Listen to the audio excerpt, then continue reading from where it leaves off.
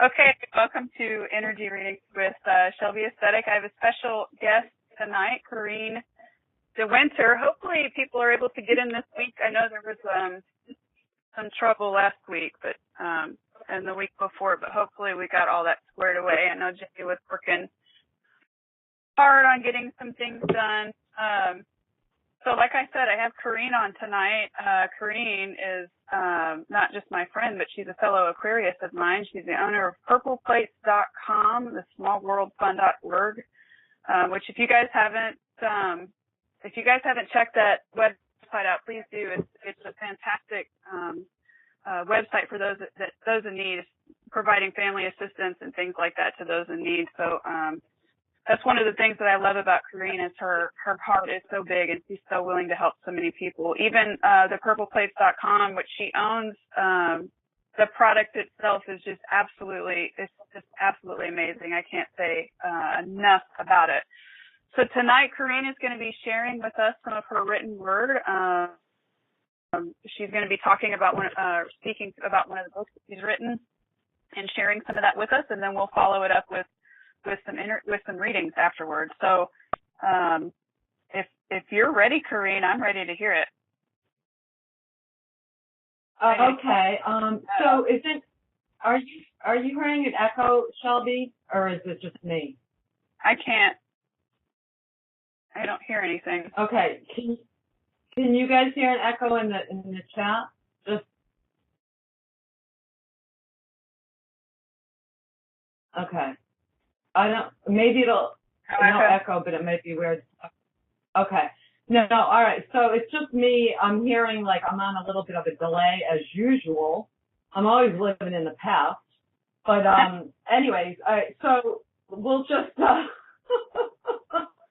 okay, Karen's on the phone right now. She says there's a little echo. Okay, I apologize. I'm sorry. But anyways, let's just push ahead.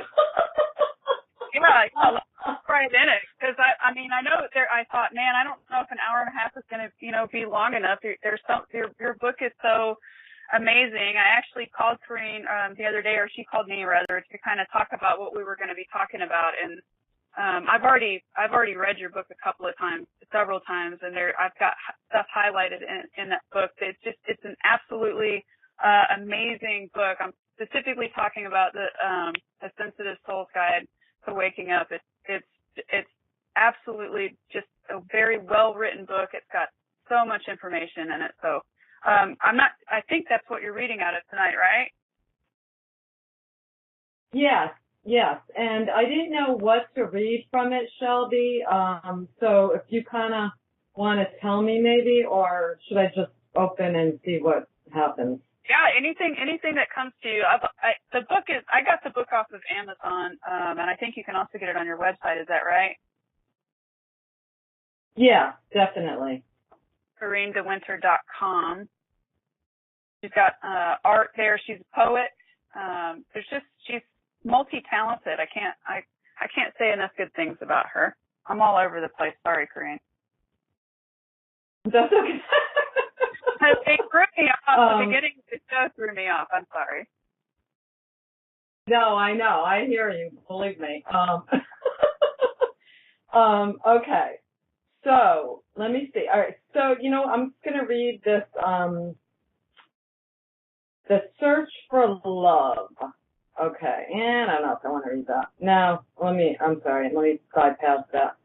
Okay. Here's something. This is a section called We Cannot Bring People to the Place They Are Not Ready to Be.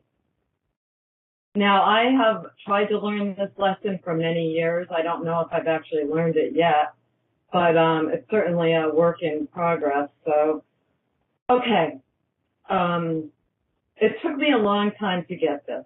A poem in one of my collections titled Forest Bloom refers to bringing a branch or a piece of nature indoors over winter where it's warmer, which causes it to force bloom.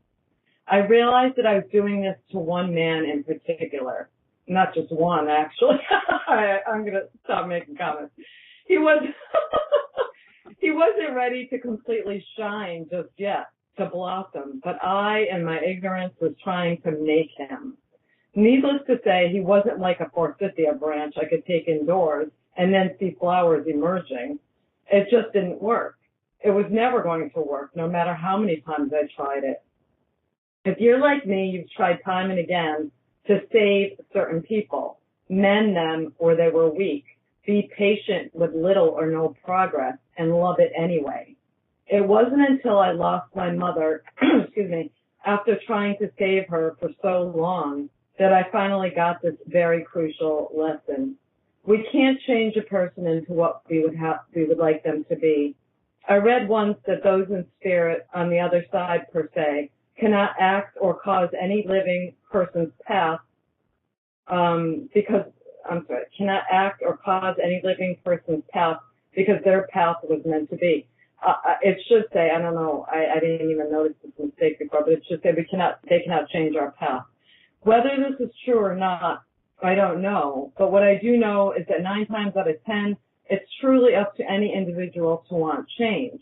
We can offer our advice, throw scenarios out there for them, but ultimately it's them that need to allow this change to happen.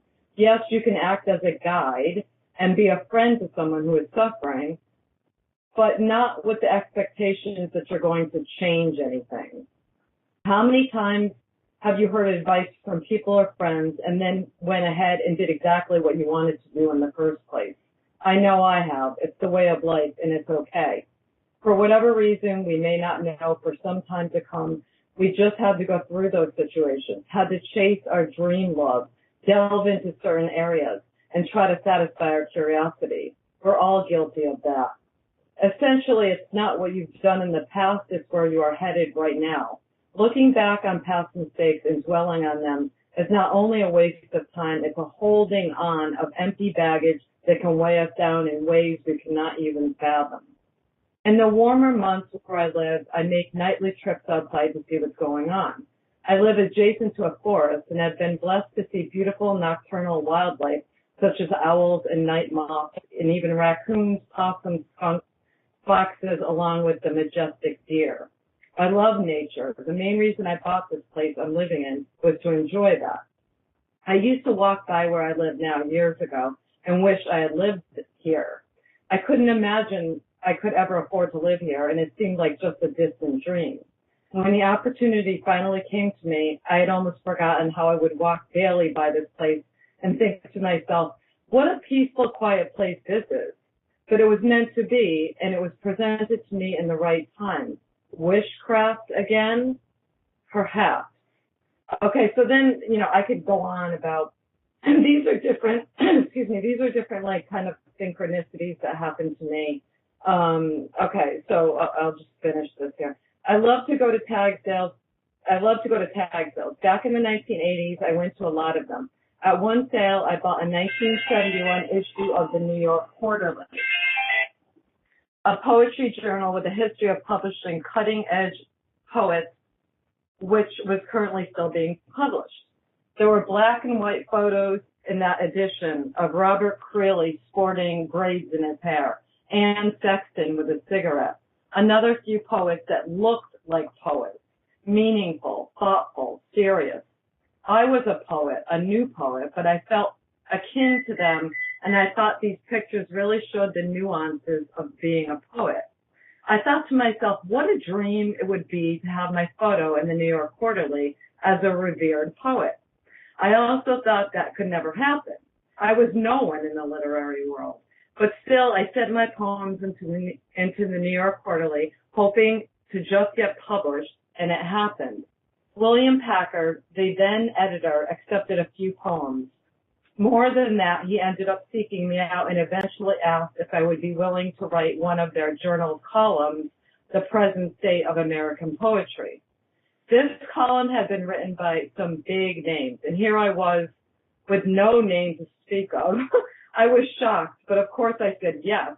With William's help and guidance, I wrote the column, and guess what? My beautiful black and white photo was included in the article, That particular dream had come true. I can't say why it happened exactly, but it did, and I was more than thrilled. Could it have been that I wasn't afraid after getting thousands of rejection letters from editors of various journals over the years? to submit my writing once again to a very important journal. Hey, what's rejection? It's only one person's opinion of your work. It doesn't mean you're awful, and it shouldn't stop you from resubmitting as many times as is necessary to get your work in print, if that's what your aim is. Nothing should deter you. No amount of rejection in any realm should cease your attempt if you believe in what you are doing and creating. It can happen. I love that. Thanks. Thank you. God, that's powerful. Yeah, so Martin's saying you can bring a horse to water, but you can't force it to drink. And so Dorothy Parker said, you can bring a whore to culture, but you can't make her think. I love that. Wow. Wow. So, Corrine, let me ask you a question, because you've been writing for a really long time, right? Mm-hmm. When did you start writing? Like, what was it what provoked? I mean, where does all this stuff come from? You know, like, I mean, your brain is amazing. I've read some of your other stuff, not just poetry, but, you know, pieces of your other books. And where does all this come from? You feel like you're channeling this, or is this something that... I feel, Shelby, you know, I feel like sometimes, because, you know, sometimes I'll read something that I wrote and I'm like, what the hell? I don't even remember writing that. So I think sometimes it is channeled. That sounds kind of arrogant to me to say, but I think sometimes it is. But I have always been into the sort of human condition, the dark side of humanity since I was a little girl. And, I'm not sure, what started that. It might have been my mother being obsessed with The Exorcist. Could have been the Ouija board sessions we had when I was a little girl in the kitchen. But I always liked that dark side of things. Even though, you know, my voice and my persona are, you know, kind of belies that, because I'm like giggling and laughing, and I'm like, you know, but then I'm writing about killing somebody and, you know, all this.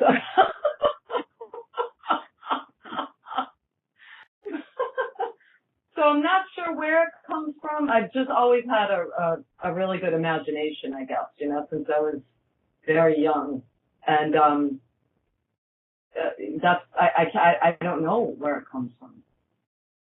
In the chat room, Martin said intuition is either subconscious or it's something else, but both have value. I absolutely agree with that, because I hate to just give credit away, you know, because I'm channeling something, but that's not me. But because I feel like when we do channel a lot of things, it is us, and it is our subconscious, or it is our higher conscious even. And your words are so powerful. Especially when you read it, you know, you put your voice in with it, and especially when you read it, there's just something very special about the way that you write. You asked a question on Facebook, and I thought, well, this is really interesting, because you asked, what book are you reading right now? And I thought, well, what book are you reading, Corrine?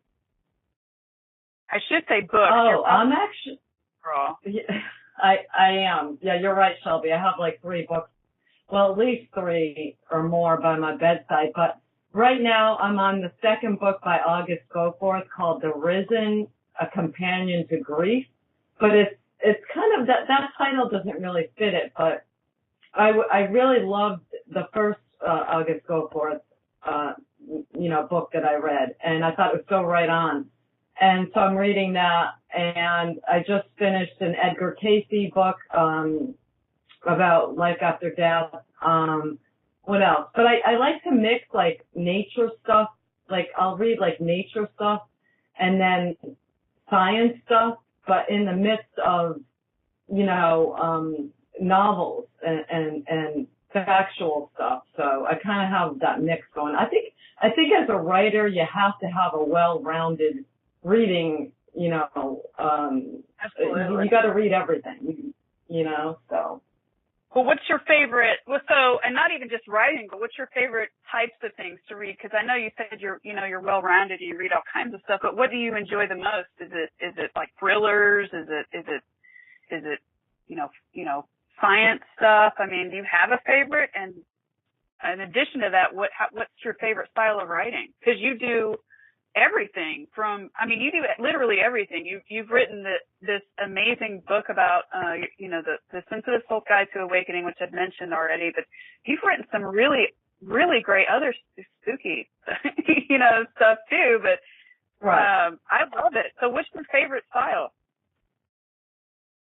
Well, I love, stuff about dark love. And I mean, okay, so one of the first writers I ever read was Daphne du Maurier, who wrote The Birds. She wrote Rebecca. That's where my last name comes from, is the movie and book Rebecca. So if you've ever seen that movie, it's just, oh my God. She was phenomenal. I love her work, but she was always like dark and kind of a little bit gothic, and it's just about the human mind and the human heart mixing into all kinds of scenarios. I mean, she's just, if you've never read her, she's just phenomenal. I love her. So that was like my first big influence as a novel writer. In terms of poetry, of course, I love Anne Sexton so much. Conrad Aiken is probably my favorite poet. And when you read Conrad Aiken's poetry, it's sort of like you're getting psychoanalyzed. Conrad Aiken died in, I think, 1974. He was 11 years old when he woke up on Christmas morning to a gunshot. His father had shot the mother and then shot himself. So as a little boy of 11, he walks into the other room and both his parents are dead. And, his poetry is like, it's just awesome. I mean, I can't even say enough about him. In fact, I have a picture that I bought off of eBay of him and his second wife at Edgar Allan Poe's grave. I love it, It is cool. Yeah. So, but yeah, I mean, go ahead. Go ahead. No, go ahead. I'm talking over you because I'm on a delay. I'm sorry. Go ahead. No, it's okay. So how did you go from, cause you've already always sort of, like you mentioned earlier, been around spiritual things, and, I don't know if you call Ouija board spiritual, but you've already sort of been into all of those kind of things. How did you go from writing, poetry and horror novels to writing this spiritual book, the Sensitive Soul? Where did the flip happen? I think that it's always been a part of my writing. Even like I'm going to read a couple poems, and you'll see that there's spiritual stuff in even the darkest poems. Right. So I don't think it was a flip. I think it was, I mean, there's even dark stuff in the Sensitive Soul's Guide. Sure. It's not all bright and cheery. But so I don't think it was really a flip. I think there's always been a lot of spirit in my writing, anyways. I don't know. I think there has been. Yeah, and I'm really glad that you said that, because I kind of wondered if that's what you were going to say anyway. Because I've noticed, in a couple of different of your books that there is that spirituality there, and there's always that sense of wonder in your writing too, and it really ties together really well with no matter what you're writing. So I'm really glad you said that. I think that's a really good point too, because I think in anything, I hate to call it dark, but in anything like that, there's always the influence of light or spirituality or anything like that. Your specific style of writing is really unique to me, because it touches me, because and I'm such a huge fan. I'm like fangirling out over here. I'm like, Corrine's on my show.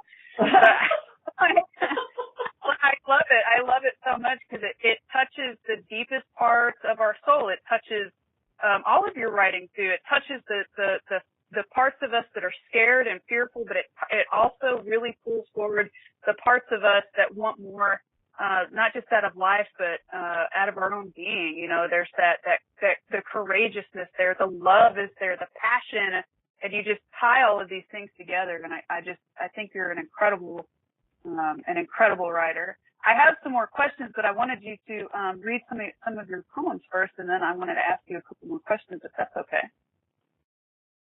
Okay, yeah, sure, thank you. Okay, so I picked out a few here.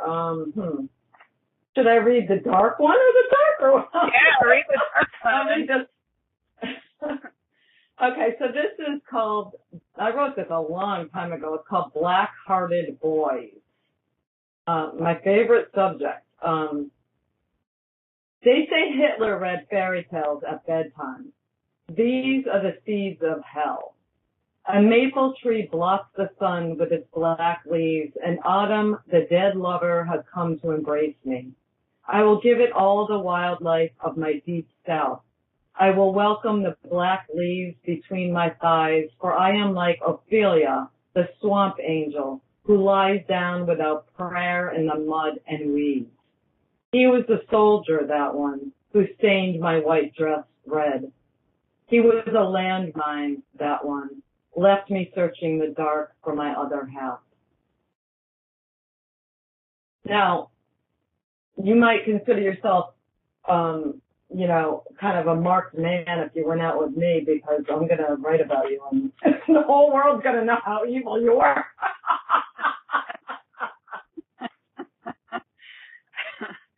Oh my God, well. If you ever go on Tinder, be sure to put that on your profile. Oh, I'll never be on Tinder. Believe me, I got enough freaking That was awesome. That was awesome. Thank you. Okay, go ahead. Did you say you won't be on there on Tinder? No way. No, I'll never be on Tinder. No. I don't know. I think like online dating, I'm just, I don't know, man.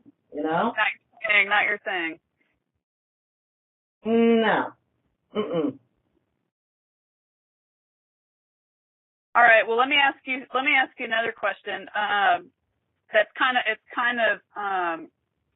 It kind of goes back, if you think about when you were in school and stuff, because when I was in school, I hated school. I'll just say that. I hated school, and you couldn't pay me money to go back to that place. It's not that I don't like learning. I absolutely enjoy learning, and I think it's imperative to open your mind to all kinds of stuff and get as much knowledge as you can.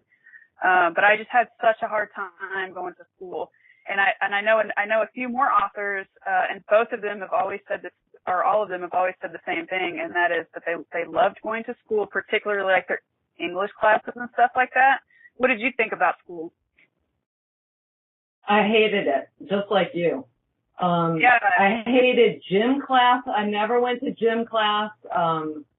And I just the whole, oh my God, it just made me sick to my stomach. So I was telling my 7-year-old great niece the other night, she said, her mother Amber said that, that Ava was doing good in school, but she was like trying to encourage her more into it. And so I got on the phone with Ava and I said, I never finished school. And she goes, you didn't? And I said, no. I dropped out, and but the important thing is that I read books, and I was trying to impact her with how important reading is. And I said that was more important than me going to school, was reading books, because I really do believe that, And so she goes, well,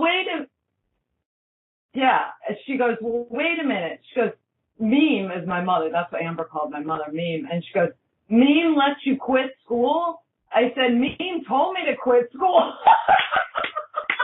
Good idea. I remember I was in high school and my principal, who I had a huge crush on, he was my Spanish teacher before he became principal. His name was Mr. Pike. And I had a huge crush on him. He called me into his office one morning and he said, Corrine, he had a picture of John Lennon on his wall. And he said, Corrine, you've been late every single day for the last 3 weeks. And I said, yeah. And he goes, you don't really want to be here, do you? And I said, not really. And he goes, how about you quit school and travel the country and do your own thing. And I was like, see, it's like, this guy was so cool, you know, and I'm like, that's a really good idea. Yeah, it is. But now everything's so structured and, you know, I mean, like, you know, Ava, even at 7, she's like, you'll get arrested if you don't go to school. And I'm like, oh my God, you know what I mean? Like, but it's just, I hate rules, Shelby. It's like, don't tell me that I can't do something, and don't try to force me into being, you know, this whatever you think I should be. I just don't like it. You know, I've always had a thing against authority, and, you know, I mean, I joke that I'm an anarchist, but I mean, I am a bit of an anarchist, you know, but in a good way, not like a nasty way, but anyway, so I just don't like the rules, and I think you probably would say the same thing, right? No, absolutely. Though, and you know, somebody in the chat, Penny said, can give out authority though, and I think that's funny because that's me. Like I can dish it out, but I do not like people telling me what to do at all. And I think that my biggest problem with school was it was just so monotonous, and I like to shake things up a lot. The only thing that I really do consistency, I guess, is what time I wake up and what time I go to bed. I'm like such a weirdo about that. But everything else, I'm like, I could make plans to do something, and at the last minute, I can change them. I don't like being confined. But I wondered that about you in school because, you know, like I said, I've heard so many authors talk about how much they enjoyed school, and I thought, I don't know if Corrine would necessarily agree with that. It's just, you know, wake up and you go to these classes, and it's just, we pulled my son out of school and started homeschooling him because he's very similar in the way that he likes to learn. So, he was actually going to a Montessori school, which was great because it gave him kind of flexibility with stuff. But since we've been homeschooling him the last year, even, he's just really excelled in wanting to learn. So, you know, everybody's different. Some people really enjoy going to school. I did not. So right. Go ahead. I'm sorry. So Max was at Montessori. Isn't Montessori schools, aren't they based on Rudolf Steiner's work? You know, I really don't. It's Maria Montessori there's the woman. So, and I was actually working at a botanical garden, and the educator there gave me a book about Maria Montessori, and so I started reading it, and that's actually why we ended up enrolling him. So, and they're really about learning at your own pace and picking the subject and material that you enjoy the most.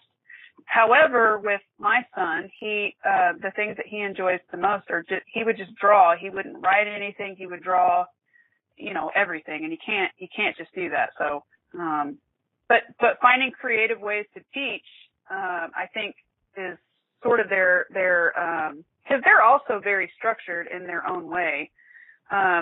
But they teach a lot about kindness and empathy with the other kids, and really allow the kids to really self-direct themselves with learning.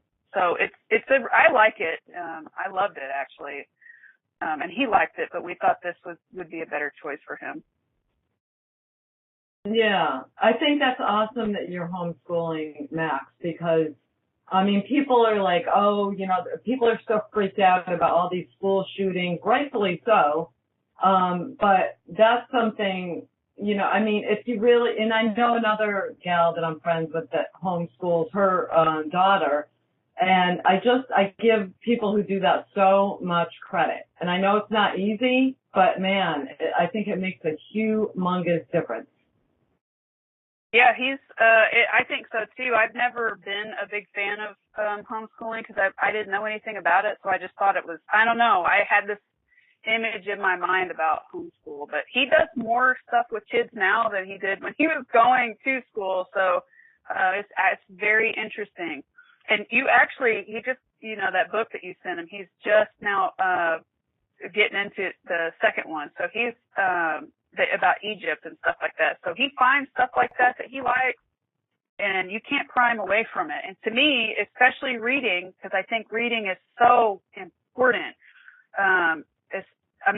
Probably more than any other subject. If you can read something and get the knowledge behind it, and figure out where you want to go with it, to me that's way more important than. Not that physical education isn't important, because I do believe that, but to me, exercising the brain and open-mindedness is way better. Way better. Me too. I mean, it's just, that's why I put the question on Facebook, what book are you reading? Because I had just watched Jimmy Kimmel, and one of his guys was asking people in Los Angeles, can you name a book? Just one book, just name a book. Out of 10 people, no one could name a book. Now, does that speak to the public? Is that like the public, or is that, the real public, or is that just flakes going down Sunset Boulevard? I don't know, but it was so disheartening. And so I'm like, I'm going to ask people what book they're reading, Right. Well, no. So because you have all these people talking about all these books they're reading, and I'm like, man, let me grab my pen, because there's a bunch of them in there I've never heard of, and I thought this is awesome. And I think it makes people feel good too. Martin said reading is boring. Yeah, right. I know that. I know. So, Corrine, Let me ask you another question, and this isn't really about the writing and stuff, but you're also a psychic medium. So, what prompted you to start reading people? I mean, you've been so successful as an author, a poet. You're amazing. What prompted you to start giving readings to people? That's a good question. I think that it's another tool for me to be able to help people, Shelby. And as you know, because you are awesome, you are freaking awesome, you know how much hope and healing you can give to someone by giving them a good reading. I mean, it's just invaluable. So I guess I wanted that to be part of what I do also. I mean, I don't do a lot of readings, but, I appreciate it when I can connect and actually help someone and give them, hope or faith. And, and I also would love to prove to everyone who doesn't believe in life after death that there is, in fact, life after death. I mean, that's all there is life after death as far as I'm concerned. I mean, this is living, but the living beyond is like it, Yeah, absolutely. I think, for me, when it started with me, it was really an accident. It was really me suppressing a lot of my ability to be able to do that. So when I found out that I could, it was exactly the same thing with you. It was my opportunity to, what I felt was giving back to the humanity. Cause in my heart, that's what I've always, my passion is plants, not people. But when I'm able to, connect with people and give them validation, that their loved one's passed over, or even psychic information, I feel like it gives people an opportunity, gives them hope, and a chance to do some healing. So I'm totally agree with you about that. So about what about people? Well, before I ask this, do you consider abilities like psychic or mediumship? Do you consider those gifts, or do you feel like everybody can do them, or how would you label them? I think everyone can do it, and I think everyone does do it to a certain degree. Is it a gift? Well, I mean, if you use it, it is, I guess, a lot of people don't pay attention to their intuition in the first place. And so they never, that's what I think people are afraid to have faith, Shelby. They're afraid to believe in something that you just can't prove exactly. And so, it's like, I wish people would just dive into that and be like, yeah, okay, show me. I believe in the unseen. I believe in, eternity and miracles and, but people are afraid. That's the biggest thing nowadays is fear. So much fear in people. Yeah, I totally agree with that. I was terrified when I first started opening up. Martin says we have a very deep-rooted fear of the unknown, and I think it is biological. I feel it's not only biological from even a DNA standpoint of our, where we come up from as humanity, but there's so much that we're fed into social platforms and religion and things like that sort of put certain ideas in people's minds, and nobody wants to live in eternal damnation, and nobody wants to get possessed by a demon, and all those things. And I think it really keeps a lot of people away from tapping into their own strength and their own power. Because to me, the trueness behind being a psychic medium is that I have owned my own power, and that it no longer belongs. I'm no longer seeking answers outside myself. I'm connecting within, and I'm able to deliver messages from within. So it's a really powerful, to me, it's a really powerful ability to be able to sit and own that. I have lots of friends that have just completely stopped talking to me as a result of me pursuing this lifestyle, but convinced I'm on all kinds of drugs and stuff. So it's not of course I live in the South too, so there's that, but there's just so I look for people that support me. So what would you tell somebody that's new or feel like maybe they're opening up to some abilities that are scared? What would you tell them? There's no reason to be afraid. There's nothing to be afraid of, really. I mean, if you knew how beautiful your soul is and how fearless you were at one time, perhaps, that there's nothing to be afraid of. Even, wow. So I would say, don't let anything stop you from this. Nothing.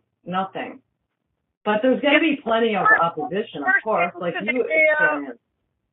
Yeah, worst case scenario, you get possessed by a demon, right? Best case scenario, that never happened, and it's fine. Anyway, right, exactly. Joke. I'm sure somebody that's scared of that stuff probably does not think it's funny, but anyway. All right, are you almost ready to open things up for readings, Corrine? Yeah, can I just read one more poem? Oh yeah, absolutely. Okay, this is an old one. I haven't read this in a long time. It's called Mythology.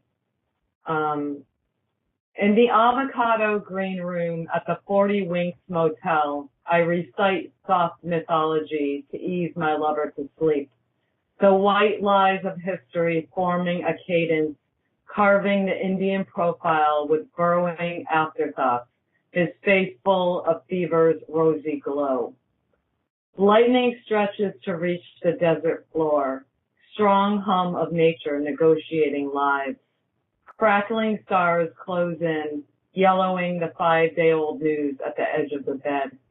I listen to breathing heavy with illness, see the black ribbon of hair reflecting the jigsaw of the moon. I think of the ancient way, hands beating skin to summon rainfall or sacred healing. There is no miracle tonight. Fever runs rampant in the docile mind like wild horses aimless from thunder. Understand the elements. Count the ways nature crucifies you.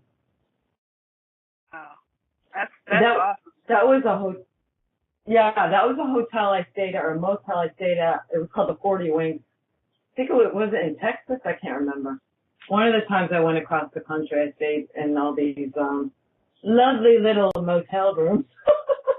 Yeah, that's really cool. I think everybody should travel as often as possible. I know it's really difficult for people to do these days, but even if it's just to your local garden or something, I think it's very important to get out and see the rest of the world.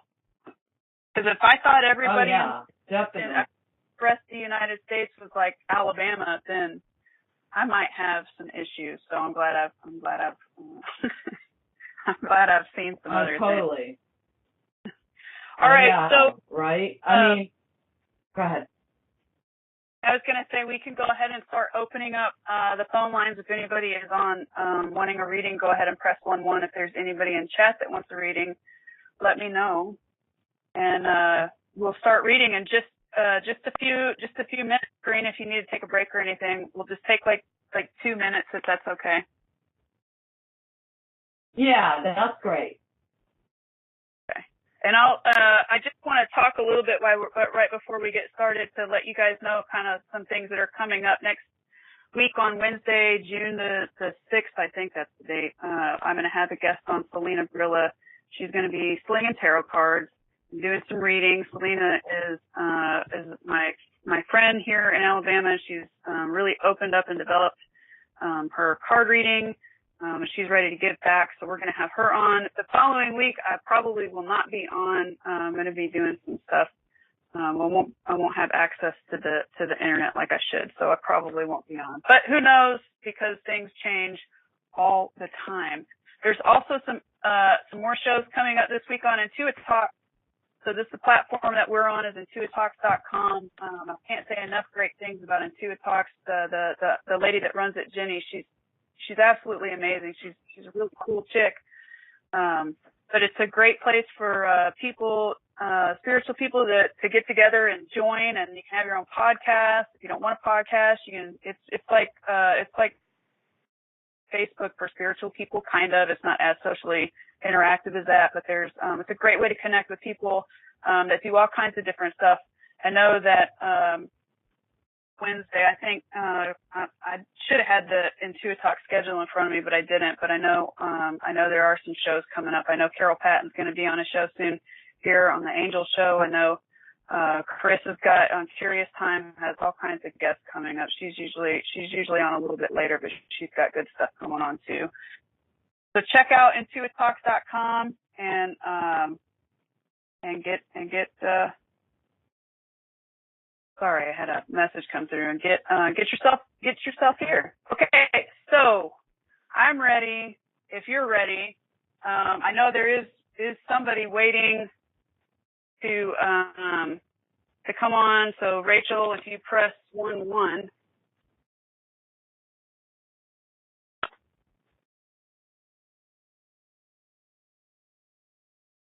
And if there's anybody in chat that wants to sign on or get a reading, let me know. Hey, Karen does. I know that. Okay, we can start with Karen.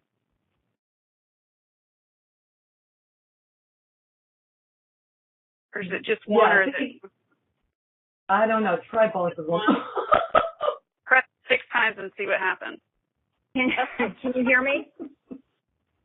I can. Yes. I only pressed it once. I followed Corrine's instructions. Well, good. It's probably good that you're listening to her and not me, because I would have you dialed into another show by now. I can't even get into my own show. Well, I figured if one didn't work, I'd press another one. So there you go. Okay, so I'm going to let Corrine go first because she's my guest. So, Karen, do you have a question? Okay. So, yeah, Karen, if you have a question, that's good. But, I mean, I know Karen very well, Shelby, so I was hoping that you could kind of take this one. Yeah, she knows me sure. well. All right, sure, no problem. Look, listen, I do want to say one thing. There's a really bad storm around me right now from the hurricane. So if I have to bail out, because it looks like some trees are getting kind of wobbly out there. If I have to bail out, Corrine, will you help me? Yeah, of course. Okay. Rescue. It's probably going to be fine. It's just, okay, all right, what's up, Karen? Mostly, boring earth questions. Like, you see my future car. My car just died recently, so I'm trying to get another one. Yeah, okay. Is that because as soon as you're talking, as soon as you ask me that, I can tell you that you're going to. I can. But I want to say part of it somehow it's gifted. I don't know if somebody's going to give you the whole car or if you're going to get some. I don't know how it's going to happen, but I definitely see some giving when it involves that. That makes sense. It's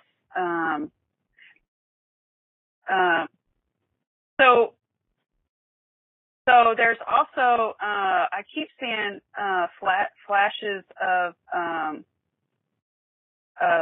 something with furniture in your house too. I don't know if you're planning on getting new furniture, if you're trying to move some stuff around, but it feels like there's like activity or motion in your home. I don't know why I kept seeing that, but I thought I would go ahead and say it because that's what's coming through. I can't tell you the year, make, and model of your car, Karen, but I can tell you that something you're going to be driving soon. I see you smiling. I see sunglasses on you, and they're round and big. And I see see you sitting in the car, and I really like those glasses on you. Well, I mean, of course, I'm going to be having a car. There's no way I can not have a car, but and there is a possibility of a partial gift, but that would be a temporary situation. So I was just wondering, it's like part of me wants the practical car, another Camry, something like that. And then there's the other part of me that, I've had, nicer cars. They can be old, but, like German cars. And it's just, I miss that. I'm driving my friend's Mercedes right now. It's an old one, but it's like, it just makes me feel so good. Is it a convertible? Are you wanting a convertible or something? No. I feel like you're going to get some boring old. I don't feel like it's going to be a boring old car. I don't think it's going to be something that's boring. I do feel like you're going to be very satisfied with it. I'm not like having a full-on conversation with her during this now. Somebody else is on the line. Who's on the line? Who else is on the line? Oh, can y'all hear me? Yes. Yeah, can you mute yourself while we finish this reading, please? Oh, I didn't know that y'all could. I'm sorry, I don't even know how to do that. Oops. That's okay. Just mute your phone. It's okay. Just push the mute button on your phone. I'm on Skype on my computer. Well, I don't even see you on the. Oh, here. Okay, she did. So Karen, you said that it would be a partial gift, right? Well, it's her dad's Ford. It's a Ford. It's a Ford. Not Escort. It's a Ford Explorer, which is not my kind of car at all. But I mean, it would be okay for a while. It's just kind of a big car. And I know this is Monday stuff, but it's that's what's on my mind. Hey, I understand, and I think getting around, being able to get around and feel like you can get places is important. I mean, it's really stressful not having a car, especially if you're used to having one. But I do think that you may start out with something that is going to be gifted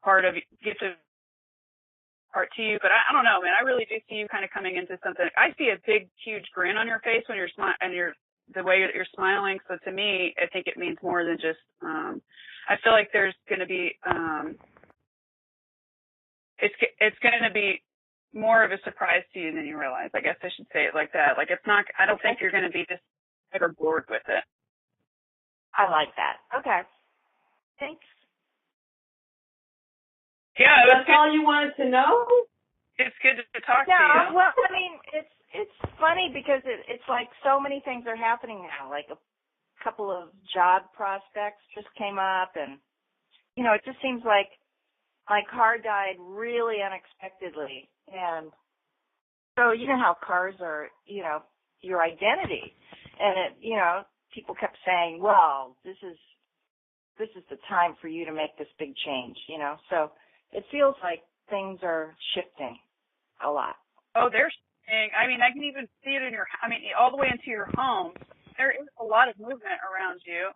And I think, well, for the next probably 3 or 4 months, it's going to be like that. But I don't, if I go to the end of that energy line, I'm not seeing anything that looks really disappointing either. But there are some bumps in the road, little markers in your energy line, but it's nothing that is going to, it's nothing that's going to knock you on your ass. I feel pretty confident that you're going to, kind of whip through a lot of this stuff too. I think in like 6 months from now, you're going to look back and be like, whoa, like, wow, a lot of stuff happened. But as you're going through it, even, I think it's just going to be, I don't know, like you have the reins. I mean, you're in complete control too. So I know it feels like there's a lot of stuff up in the air, but I don't think you're going to have any problem handling anything. That's great. There's all these fingers that come out of your energy, and they touch they touch everything. So I feel like you're putting a lot of energy into a lot of things too. But it's so natural the way that it's happening. It's not like you're stressed out or you're forcing things to happen. I mean, it's smooth. You're a part of all of it. You're confident in a lot of it, and even when you're not confident, I see that you're still on some level. You at least project that you're confident. The only thing, if I go way out, is in November that I see some. The whole month is moving back and forth. So to me, that's always my symbol that a lot of things are going to get shaken up again. So I'm seeing it now with feeling it with like wind and stuff like that. But when I get into November, now this is, this is not part of the cycle that's happening with you now. This is going to be, something different. Yeah, because I feel like all this stuff that's going on now sort of really, really take the tail end of it's really around August. But then in November, I'm seeing a lot of. But even in that energy. Again, those fingers come out. Your energy is really unique in the way it's like well, I've already talked to you about it. It's just the way it comes out, and it really embraces a lot of the challenges also. Do you see anything about health? Anything about that? Health? Did you say hell? Health. Yes. Health. Not Corrine's hell. But I said hell is a state of mind. Sorry, well, I mean, Corrine's on the show, so I didn't know if we were talking about hell or not. She's talking about it.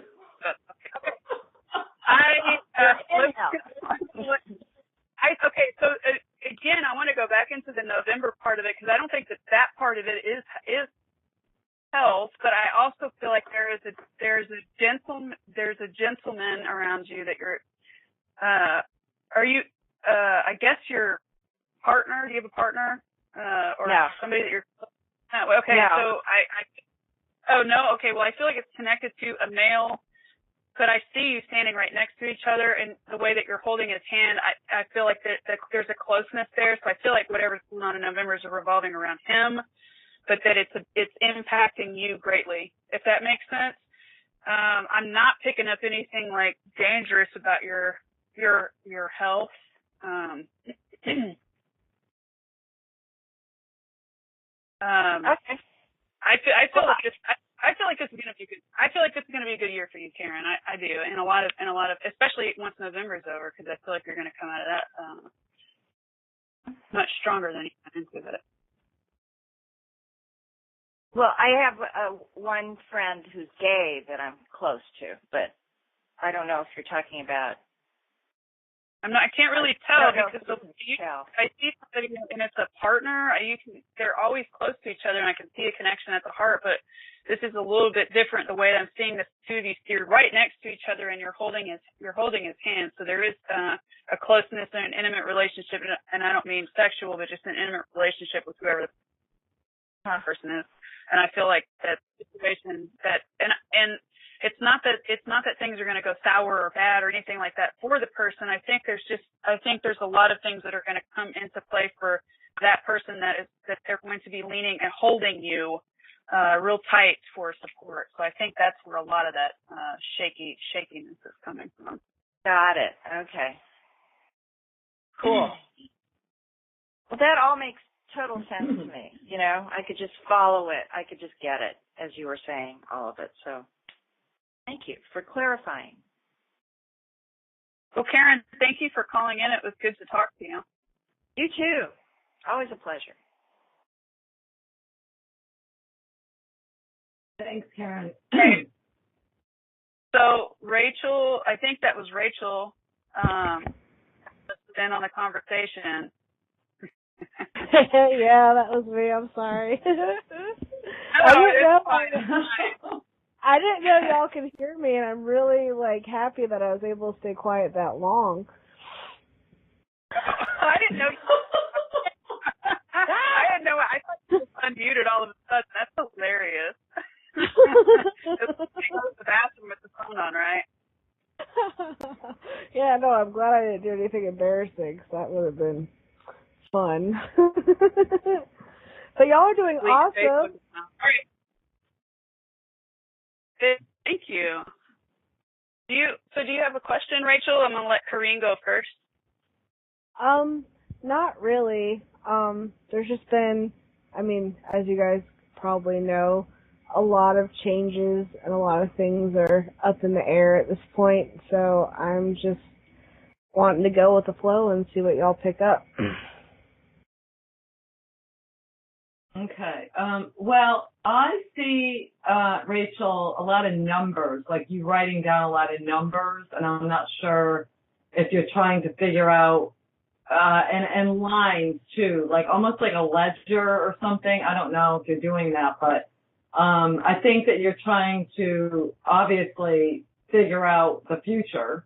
And I also feel like there might be a move for you, but not too far away. I don't know if you're thinking about moving somewhere else or whatever. I know it's a weird time right now, but I feel like there's like some sort of move that you might be taking, but not too far away either.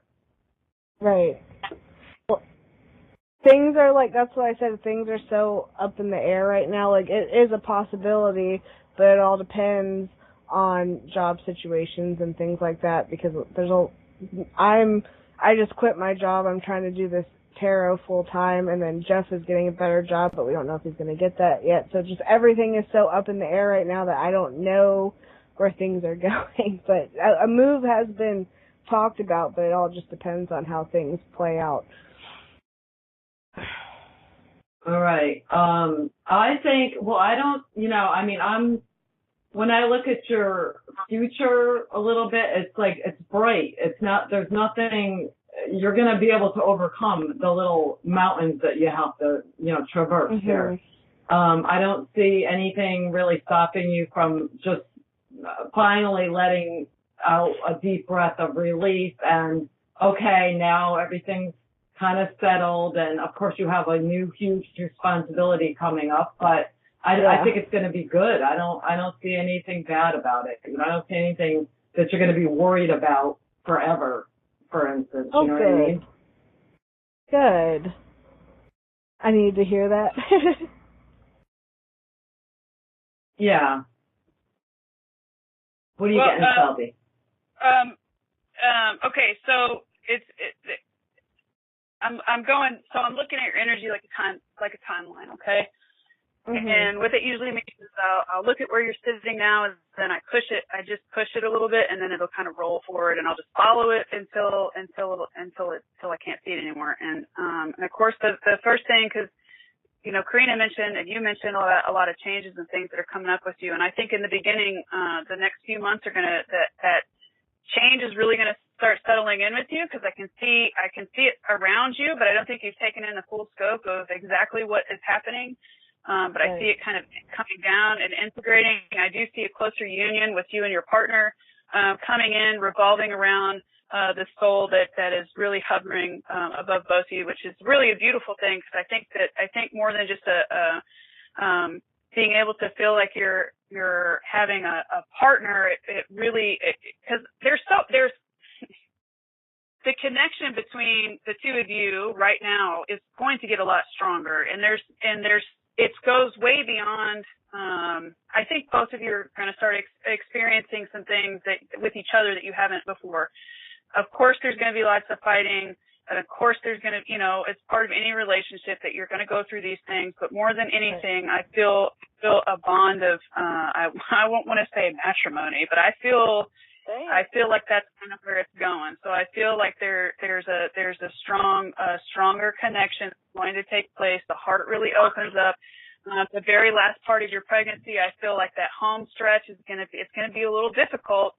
And of course, me and the way that I had my pregnancy is what I'm being shown, it kind of flashing this little movie in my mind that there's just going to be parts of it that are going to be really uncomfortable. But I really feel by the time that the big change is here that comes on, that there's going to be it goes from the idea that it's me and my partner to the feeling of family orientation. So it feels very much like what you've been always searching for and what neither one of you have ever had growing up. And I feel like you are having this opportunity to provide this for somebody else now, and that there's going to be a lot of not just difficulty but happiness that comes along with that, because these experiences are going to be you're given a gift. This is a gift that you guys are able to provide. Both of you have lived these certain things and have been through these certain things that have caused a lot of damage and energetic scar tissue from your past, and you're able to take those things and separate them from the innocence that you're bringing forward into this world, and you're able to provide like you've never been able to provide for before. And I want to start bringing tears to my eyes because it's so compassionate and empathetic, and I feel like there's a lot of love surrounding the situation. And even on the worst days that you have with each other, wanting to strangle each other, there's always this bond that you're going to have now, this connection with each other. And so I feel pretty good about seeing the timeline and how it's going. Now, there is some spiritual presence around you also, but and I want to say it may be connected to your partner though, because you can't really tell that this is a female that I know your energy, and I haven't felt this person right. in your energy. So this female that's crossed over, but she feels very motherly. So, but it's interesting how she's showing me herself, because she's holding your partner's hand. So I don't know if this would belong to him or to you, but she stands right in front of your grandfather. So this is, usually when soul comes through too, this is, I think the message is that, because this is really about, I think what I'm being told is this is really about the experiences of the past and the things that particularly your spouse, to eliminate and eradicate the thinking that you're not good enough, and that you can't do this, right. and that something's going to mess up, and you're not going to be, because there's such strong support in the past, and the things that have happened in the past. When spirit crosses over, they see everything for all that it is, and what comes forward after that is love. So there, the abuses and atrocities and all the stuff that happen that we do as human beings, that's not what's expressed. What's expressed is the love and the happiness. But I also feel strongly that we do choose our families and our experiences for a certain reason. And as much as it breaks my heart to see people go through pain, I do feel like once we make it through those things, it does round us out to be much more, excuse me, my throat's drying out, much more well-rounded. So there's a lot of so much opportunity that's coming for you guys. And I'm so excited for both of you. Congratulations. Thank you so much. I need to you guys and both of you are going to make exceptional parents, because it is the pain of your past that is going to bring the love forward for what's coming, and it is the pain of the past and the experiences and mistakes that were made and the things that happened to both of you is what is going to make both of you incredible parents. I'm very, very excited for both of you. I'm going to stop rambling on now. Oh, thank you so much. Thank you, both of you. Oh, sorry. Oh, Rachel. You're okay. You're going to be so good, man. Can I ask you, is your boyfriend getting a job at a restaurant? No. No, it's okay. I don't know why I see restaurant. No, he's going to be working for a construction company. Okay. No, Shelby just hit home because the stuff in the past and stuff that has a lot to do with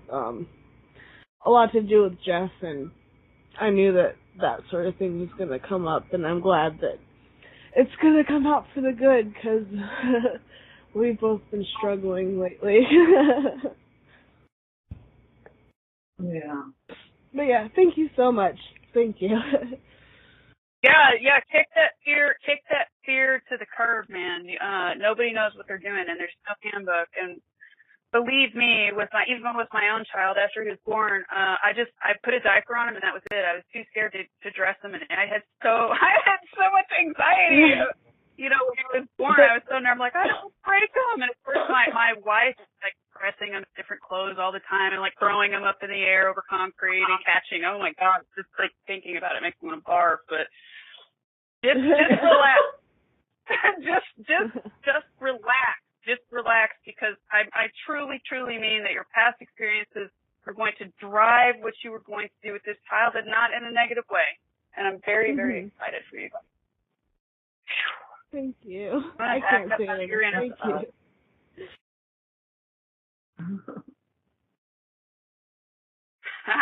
I'm sitting over here fanning myself, and in the chat room they said I need to buy a fan. I definitely need to buy a fan. Every time I do this, I get like this.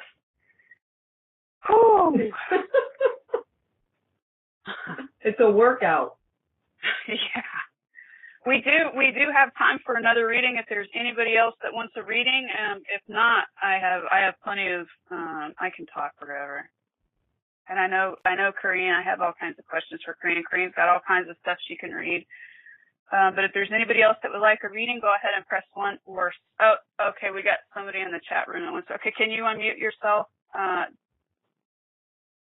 don't know if my little thing is broken, but I can't see any callers. Press 1.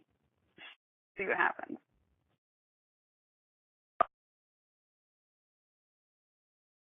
Did it work? Yep. Hello? Yeah. Hello? Hello? Can you hear me? We can. Yeah. Oh, that's good. What's up? I'm calling to see if you guys see anything. I applied for a position, and I want to see if you see anything coming up or it coming through.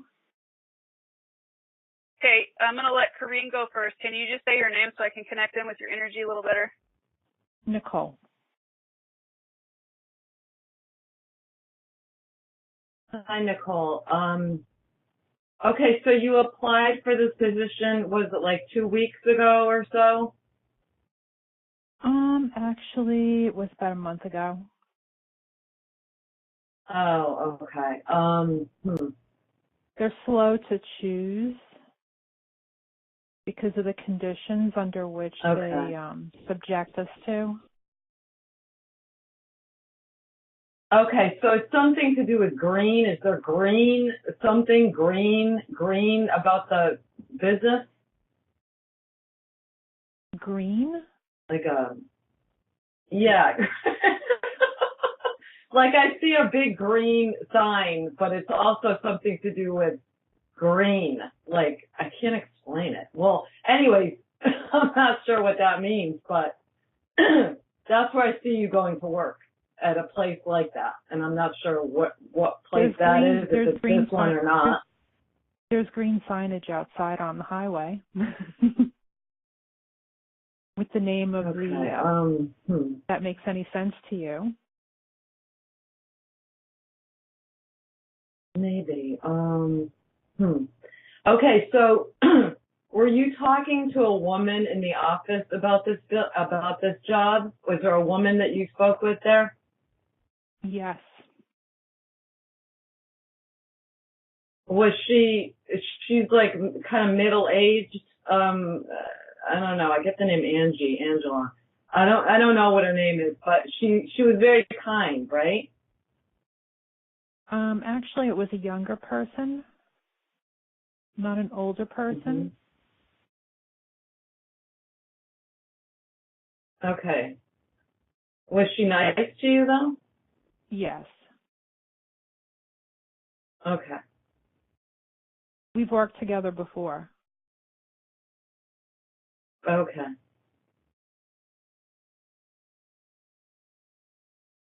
Okay, so, I mean, I feel like this is going to go in your favor.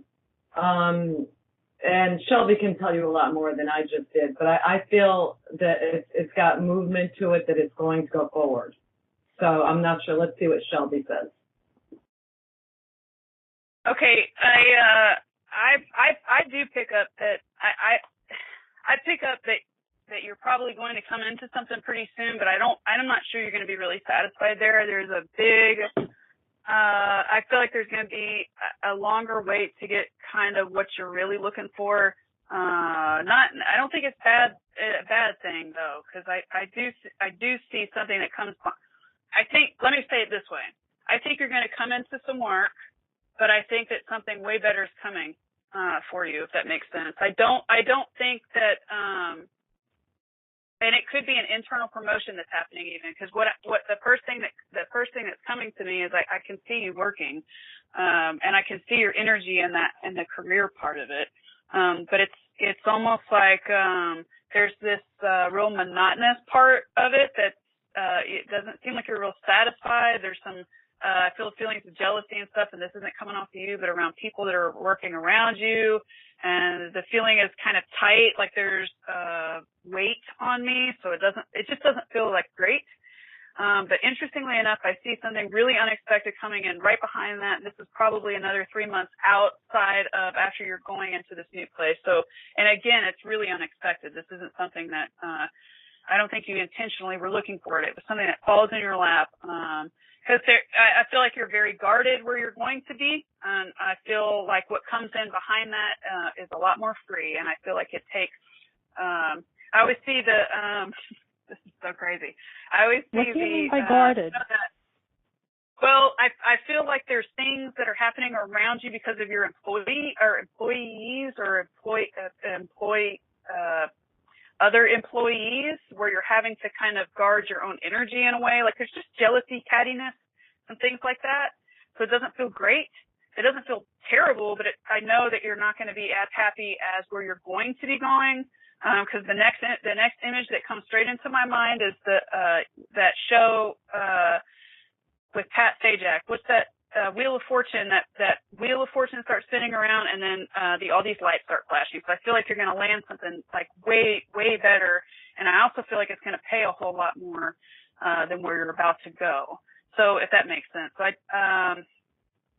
but I don't think that where you're about to go is going to be where you're going to stay for long. Okay. Which, I mean, hey, more money coming in right behind that's going to be a good thing. It's always good. It's just that where I see you going, cattiness would be a good word. There's just some things that, and I don't see you really taking a part of any of it. I just see it kind of around you. Does that make sense? So it's not like you're being catty with other people. I just feel like there's a lot of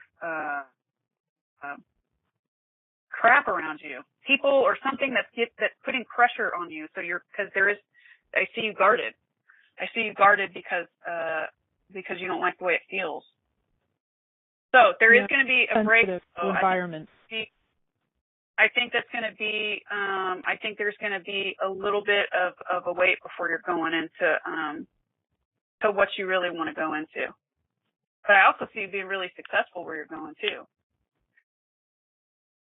And I see lots of papers and stuff too, so I'm not really sure exactly what kind of work you're going into, but I see lots of and usually when I see all those kinds of papers, I know it's somebody that's really busy and they're doing a lot of work. It doesn't feel dry like it does in the first place. Where I'm sitting in that, it feels very dry. And by dry I mean just monotonous, and there's no excitement. And it's just not going to, I don't feel like it was going to be the best fit for you. I feel like there's, pretty cool stuff coming though. Maybe give or take 3 to 5 months maybe after you go into where you're going. So, but yeah, there is a delay before you're connected into with what I'm seeing. Okay. Well, thank you. Thank you for calling. Have a great day, ladies. You too. You too. Okay, so Diane wanted a reading. Diane, do you have time for another reading, Shelby? Yeah, we can do one more, sure. Okay, Diane, if you're there, can you press 1? Did it work? Yeah, yeah.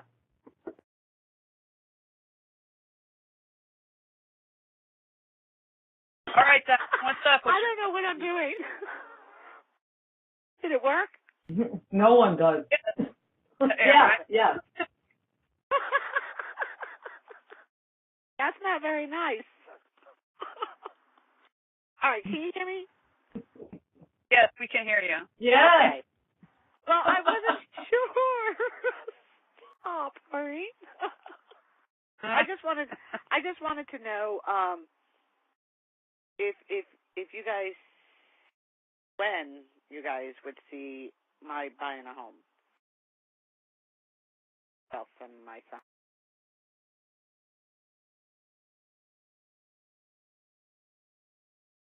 Hi, Max. Oh my God. Can you go over there, please? I'm sorry. Sorry about that. Okay, so when are you going to buy a home? That's what you said, right? Yeah, sure. Okay. Go ahead, Corrine. You can go first. Well, I get the feeling it's going to be in about 1.5 years, but I know you're going to get a much more detailed telling of that, Shelby.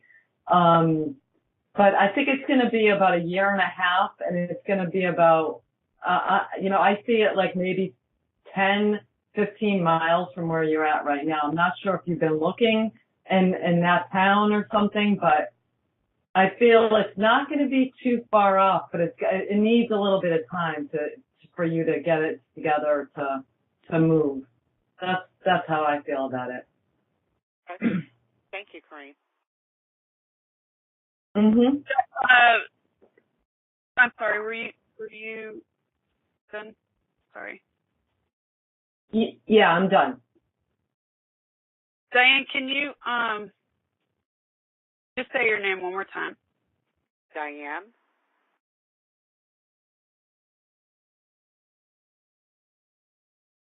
Okay. So,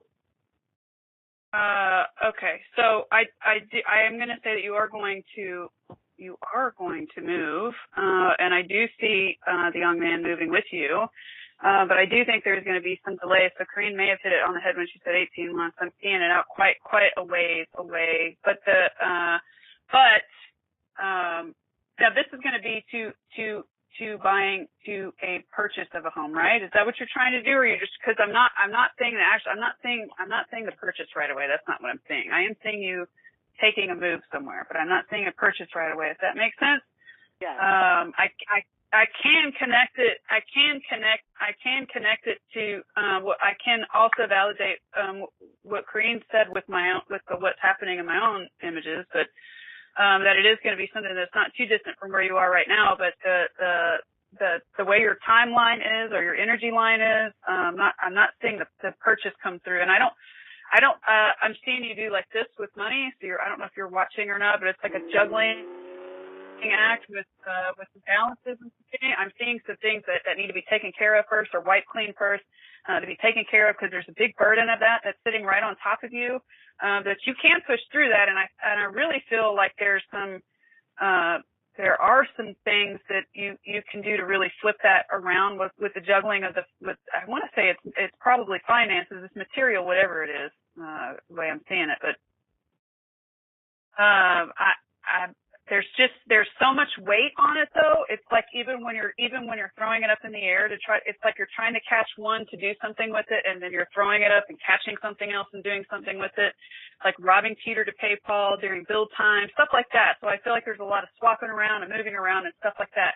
Once you come into balance with that, I feel like the road to where you're wanting to go is a lot smoother. But right now there's still a lot of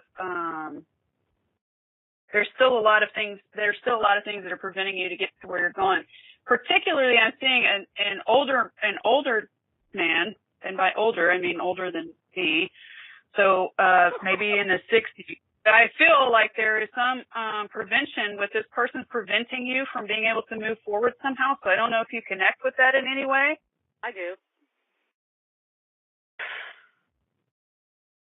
I don't know who this person is. But if you know who I'm talking about, you should try to disconnect from that person in a material way as soon as you can. Yeah, I totally get it, but that's a little difficult right now because you hit it on the head with, finances and stuff. There's such a prevention that's happening, and I almost feel like there's this borderline emotional behavior that's like a temper tantrums are coming out. Like there's just this weirdness that keeps coming off of him. It's like I don't know if it's jealousy. He doesn't want you to leave, if that makes sense. So I feel like there's a lot of power moves that are going to happen, or definitely are happening, or are going to happen, and increase as you go on. So if you said it was difficult to get away from that person now, but any sort of detachment that you can start laying down now, I think is good, because he's all up in your energy. I don't even think you realize how much. And maybe you do, but I mean, he is really anchored in there, and I can even see him holding you at the ankle, which is always my sign for somebody who doesn't want you to move forward. And I don't know if this is I don't know if you're not married. It's a power thing. It's a power trip. But it's somehow connected even at you and this person have a heart connection. So I know you're not married. I don't know. But if you know who it is, then I do. I'll tell you later after the show. Okay, that's fine. And to continue on from that, you do have, of course, a lot of support. You do have a lot of support spiritually on the other side. You do have your mother coming forward right now to let you know that she is helping to guide you to a place where, and I know this is your mother because I have seen her before. and when the woman speaks, then it's time to listen. So, but you are going to be somewhere where you're happy. There's such a distorted view of where you're at also that brings a lot of pain to you. So it is also a matter of perception. So to flip the switch a little bit on your perception on how you're viewing where you're at, find the little things that you are grateful for, but any emotional disconnect that you can go ahead and start taking the steps with the gentleman that I spoke to before would be a good thing for you. Okay. Will do. Thanks, Shelby. Thank you for calling. Thanks, Corrine. Oh, you're welcome, Diane. Thank you. Corrine did I watched Corrine do this reading the other day for somebody, and it's just absolutely amazing. And so being able to participate in a setting like this, Corrine, with you and and watching you give back and to be able to validate people. It's such an honor to be able to have you on my show, because I know I don't have a whole lot of listeners, but so I really appreciate you being here with me tonight and being here for all of us. I feel so lucky to know you and to have you as my friend. Thank you, Shelby. Oh my God, you make me feel so good. I gotta tell you, you know. I do want to plug one more time at purpleplates.com. I would like for Corrine to read one more thing if she has it available before we go. But before that, I want to plug this again. Corrine is the owner of purpleplates.com. This is the actual authentic purple plates, and these things are amazing. I have them in my refrigerator. I have them all over my counter. I have my cat food sitting on a big plate. I have them under my bed. I use them for meditation. I use them for pain. I mean, they're just, it's a really wonderful product. I got one around my neck right now. I always try to keep one around my neck. It's just a really awesome product. So, Corrine, if you want to talk a little bit about how Purple Plates works, and then maybe read another poem if you have anything available. If not, that's okay too. I don't want to keep you too long. Maria's got Maria's disc in her bra right now, so I want to make a bathtub. I do too. I know, really, right? Karen puts it in her bathtub. She says it really helps, you know. Yeah, but yeah, so if anybody wants to order a purple plate tonight, that would be phenomenal. And guess what? If you order a purple plate tonight, then I will give you a free large disc with your order. So if anybody wants to order, that's a special offer. And I'll know who you are, because there's not that many. I know who. Well, I don't know everyone here, but I mean, whatever. So, anyways, the purple plates, they are based on Nikola Tesla, the scientist's theory of free energy, and that is that the theory of the plates is that the free energy which exists naturally in the world in some places, like the Ganges River, for instance, Palermo, Italy. There's places in Palermo, Italy. It focuses the free energy on the plate so that the plate resonates in tune with the basic energy of the universe. So what is out of balance in a body, and I can't make medical claims, of course, but what is out of balance, it will help. Like, for instance, if you get a burn and you put a plate on the burn's going to heal very quickly. If you put your food in water on a purple plate for about a half hour, it's going to clear it of the residue of, the radiation residue. It's going to also calm some people. It gives you more energy, but it's also very calming at the same time. Basically, it puts you back into balance, without a balance. So that's the short story about purple plates. And if you want to read more, there's tons of stuff on purpleplates.com. And I appreciate, Shelby, your, being my pusher man for this. I need one, so thank you. Pusher. I can't help it. My mentor has suggested, she said just, to try it one time. So I bought a little disc, and then I got that, and it was like over the course of 6 months or so, I was ordering them constantly so I could fill my house up, because I believe we can clear our food and it's for healthier eating, and I believe we can change the energy of certain things. But I'm lazy. Sometimes I don't want to do that, so I just plop stuff. I put those things in my refrigerator. They're in all of my cabinets. I've heard they could make cheap wine taste like magic. So yeah, try it out, and I'm all about the cheap wine. Right. And expect a miracle and do expect a miracle and watch what happens. So I'm overly joyed to have them. So, Corrine, if you have another, want to read another? Yeah, I have this older one called Possession. It's nice and chipper. So, damn it. Okay. Possession. Caught in the folds of a midwinter morning, up above the gods are coyly spreading their ancient disease. Where are they now, the lovers who passed our barren hours, the lovers who turned us into whores?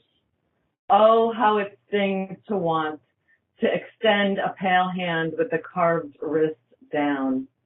The ecstasy of hours passing deep into the night, the sound of a conscience taking flight. As the wine is sipped, smiles exchanged, as another lover is satisfied on the shadowed garden lane, bacteria spreads to the scalp, circles the ankles of the corpse. It was always like this, florid magicians embracing their doves, their swords, their dancing girls cut into halves. And now anything to see them, my lovers of knives and the naive. That's a good horror one, huh? I love it. I love it. Thank you again, Corrine, so much for being here, and thank you everybody for being a part of the show tonight. And I hope that all of you will continue to be here to support not only IntuiTalks but the other people that are here supporting also. So if everybody can just take some time to remember to be kind to everybody around you. I know that right now we're kind of living in a hectic time, so just take a moment and try to be kind to those around, because everybody needs a little bit of kindness. And if you check out the IntuiTalks website, you'll see that a lot of things are coming up. Like I said, Carol Patton is going to be on Angel Meadows on June the 3rd at 6:30 Eastern. And lots of stuff coming up for Curious Times. So in the next week, I'll be back with my friend Selena. She's going to sling some tarot cards with us. And, well, she's going to sling them. I'm just going to stare at what I do, stare into space, and see what I pick up. So invite your friends, and don't be shy to press 1 and call in for a reading. Thank you again for everybody. And we'll catch you on the flip. See ya. Night.